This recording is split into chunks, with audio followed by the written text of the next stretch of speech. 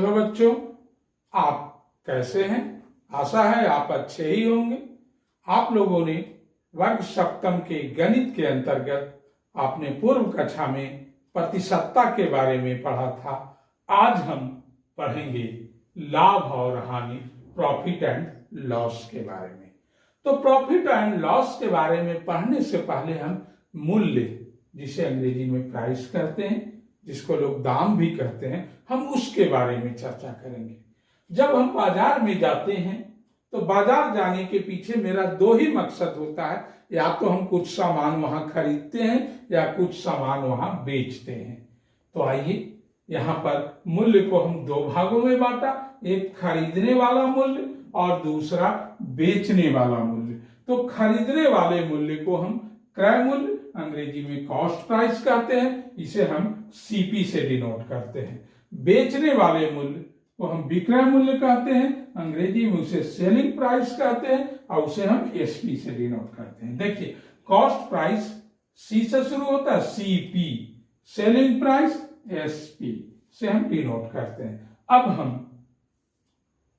Cost price और selling price के बीच तुलना करेंगे। जब हम क्रय मूल्य और विक्रय मूल्य में तुलना करते हैं तो हम तीन तरह की स्थितियां पाते हैं।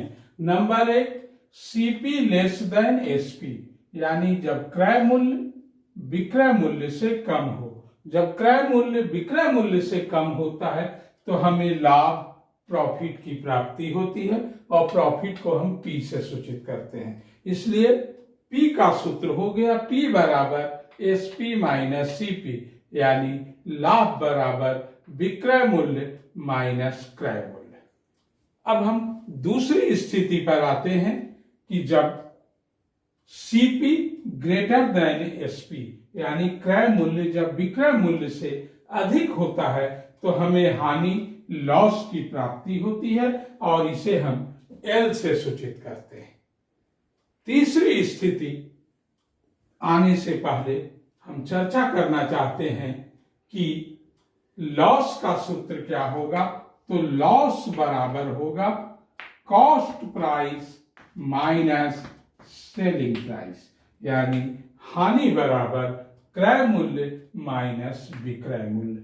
अब हम तीसरी स्थिति की चर्चा करते हैं जब कॉस्ट प्राइस और सेलिंग प्राइस बराबर होते हैं। जब कॉस्ट प्राइस और सेलिंग प्राइस अर्थात क्रय मूल्य और विक्रय मूल्य बराबर होते हैं तो हमें न तो लाभ की प्राप्ति होती है न ही हानि की। नाइदर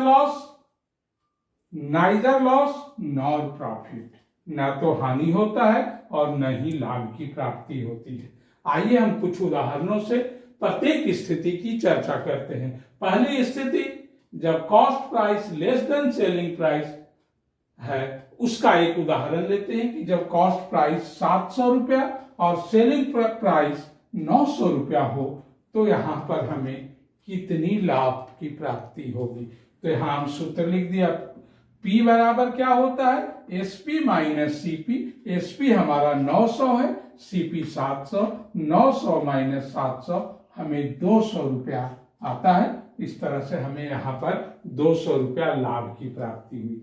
अब हम दूसरी स्थिति, जब सीपी ग्रेटर देन एसपी, यानी क्रय मूल्य विक्रय मूल्य से अधिक हो तो हमें हानि की प्राप्ति होती है। इसके लिए एक उदाहरण, सीपी बराबर 700 रुपया, एसपी बराबर 600 रुपया। यहाँ एल बराबर होता है सीपी माइनस एसपी, तो सीपी 700 है, 700 माइनस 600 घटाते हैं तो 100 रुपया। यहाँ पर हमें 100 रुपया हानि की प्राप्ति होती है। अब हम तीसरी स्थिति में हम ले रहे हैं जब कॉस्ट प्राइस और सेलिंग प्राइस समान है, तो यहाँ सीपी बराबर भी 500, एसपी बराबर 500, दोनों सेम है। तो इस स्थिति में हम एक से दूसरे को घटाते हैं तो 0 आता है। इसलिए यहाँ पर हमें न तो लाभ की प्राप्ति होती है न ही हानि की। अब हम इसके बाद चर्चा करेंगे लाभ प्रतिशत एवं हानि प्रतिशत के बारे में। बच्चों, अभी हमने लाभ और हानि की चर्चा की, अब हम प्रतिशत लाभ और प्रतिशत हानि की चर्चा करेंगे। परसेंटेज प्रॉफिट, परसेंटेज लॉस की बात करेंगे। तो यहाँ प्रतिशत लाभ में की गणना कैसे हम लोग करते हैं? आप जानते हो प्रतिशत का अर्थ ही होता है प्रत्येक 100 पर। तो अगर हम लाभ की गणना प्रत्येक 100 पर करते हैं तो वह जो 100 पर हम गणना करते हैं उस लाभ को हम लोग प्रतिशत लाभ परसेंटेज प्रॉफिट कहते हैं।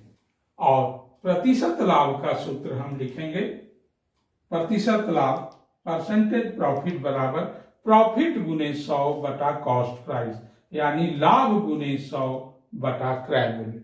और उसी प्रकार से हम प्रतिशत हानि परसेंटेज लॉस की गणना हम भी प्रत्येक 100 पर करेंगे, हानि की गणना प्रत्येक 100 पर करेंगे। और यहाँ परसेंटेज लॉस का सूत्र हो गया प्रतिशत हानि परसेंटेज लॉस बराबर लॉस गुने 100 बटा कॉस्ट प्राइस, यानी हानि गुने 100 बटा क्रय मूल्य। अब हम कुछ उदाहरणों के द्वारा प्रतिशत लाभ और प्रतिशत हानि की गणना करेंगे। अब हम कुछ उदाहरणों के द्वारा लाभ, हानि, प्रतिशत लाभ और प्रतिशत हानि की गणना करेंगे, उसे ज्ञात करेंगे। तो पहला उदाहरण हम ले रहे हैं, जब सीपी बराबर 500 रुपया और एसपी बराबर 600 रुपया। यहाँ पर आप देख रहे हैं कि क्रय मूल्य 500 रुपया है और विक्रय मूल्य 600 रुपया है। तो यहाँ हमें लाभ की प्राप्ति होगी। क्यों? क्योंकि सेलिंग प्राइस कॉस्ट प्राइस से अधिक है। तो प्रॉफिट यानी लाभ बराबर selling price minus cost price. Selling price है 600, कॉस्ट प्राइस है 500, तो 600 माइनस 500 हमें 100 रुपया की प्राप्ति हुई। 100 रुपया क्या हो गया? लाभ। अब हम परसेंटेज प्रॉफिट ज्ञात करेंगे, प्रतिशत लाभ ज्ञात करेंगे। तो परसेंटेज प्रॉफिट बराबर पी गुने 100 बटा कॉस्ट प्राइस।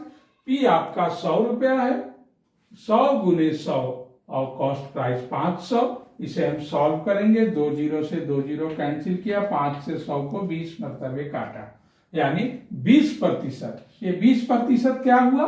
हमारा प्रतिशत लाभ हुआ। अब हम दूसरा उदाहरण ले रहे हैं, जब कॉस्ट प्राइस तो 500 रुपया ही है लेकिन सेलिंग प्राइस 450 रुपया है। यहां हम देख रहे हैं कि सेलिंग प्राइस कॉस्ट प्राइस से कम है, तो हमें यहाँ हानि की प्राप्ति होगी। और लॉस बराबर अब सूत्र होता है सीपी माइनस एसपी, यानी 500 माइनस 450। इसको घटाते हैं तो 50 आता है, यानी 50 रुपया मेरा हानि हो गया। अब परसेंटेज लॉस बराबर लॉस गुने 100 बटा कॉस्ट प्राइस। तो लॉस है 50 गुने 100 बटा 500। इसे सरल करते हैं, 2 जीरो से काट दिया, 5 तहाँ 50, 10, ये 10%। ये 10% क्या हुआ? प्रतिशत हानि हुई।